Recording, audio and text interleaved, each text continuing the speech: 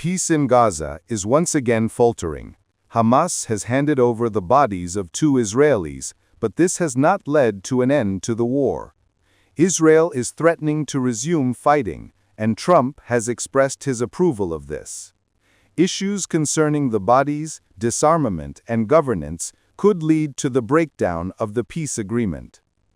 Peace be upon you. We will now focus on this topic. Listen carefully, and if you approve, press the like button. Let's begin. On the evening of October 15th, Hamas handed over 2 more bodies.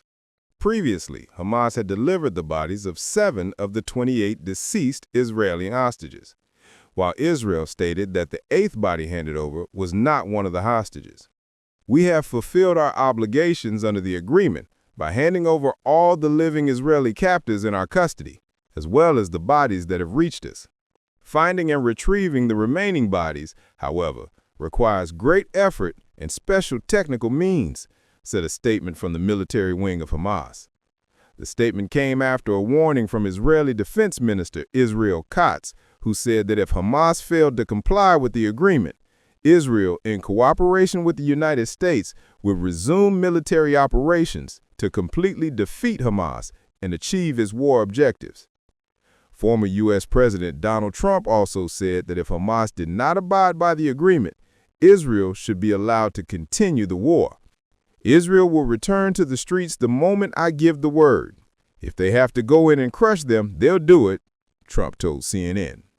The dispute over the return of the bodies is one of the main issues that could derail the ceasefire agreement.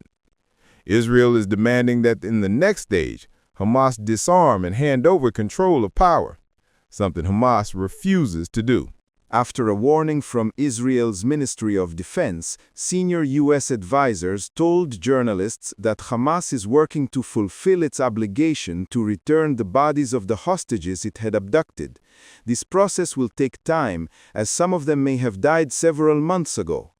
Israel's bombardment of Gaza City has caused the hostages and their remains to be trapped under rubble, making recovery by hand extremely difficult and their exact locations hard to determine. When the first 4 bodies were returned, there was disappointment, but after U.S. intelligence shared information with Israel, the next day more bodies were handed over, a U.S. official said. The United States and other mediators are reportedly considering launching a reward program for individuals helping locate the bodies of the deceased captives. Meanwhile, Turkey announced that it is in talks to send specialists to Gaza to assist in the search for the bodies. In the Gaza Strip, a person in Dushanbe was killed by the Hamas terrorist group. This was reported by the head of the Central Command, Admiral Brad Cooper. According to Cooper, Hamas violated the rules and also broke President Donald Trump's demand for a ceasefire. We informed the authorities that they were preparing for a ceasefire and were ready to assist innocent people in Gaza, he said. In the peace zone, the head of the Central Command stated that during the American war, 200 people were killed in Israel. However, they did not enter the Gaza Strip at all. In fact, this special operation by Hamas is considered one of the factors that led to permission for a ceasefire in Gaza. According to Trump's statement, they destroyed several terrorist groups in Gaza, and this was not a coincidence. The government violated Trump's demand for a ceasefire in Gaza, which led to the Palestinian Committee leader being held under control. According to the statement, a ceasefire mission was established and is being implemented with the help of the Palestinian police. On Wednesday, under the supervision of UN observers, trucks carrying food and fuel entered Gaza through the Kerem Shalom crossing. The Rafah crossing is expected to reopen on Thursday, but Israel warned that it may restrict aid deliveries, citing Hamas's slow return of bodies as the reason. The UN and humanitarian organizations have called on Israel to open more crossings to allow thousands of aid trucks into Gaza. We urgently need a massive increase in the flow of aid. The lives of thousands of people depend on it.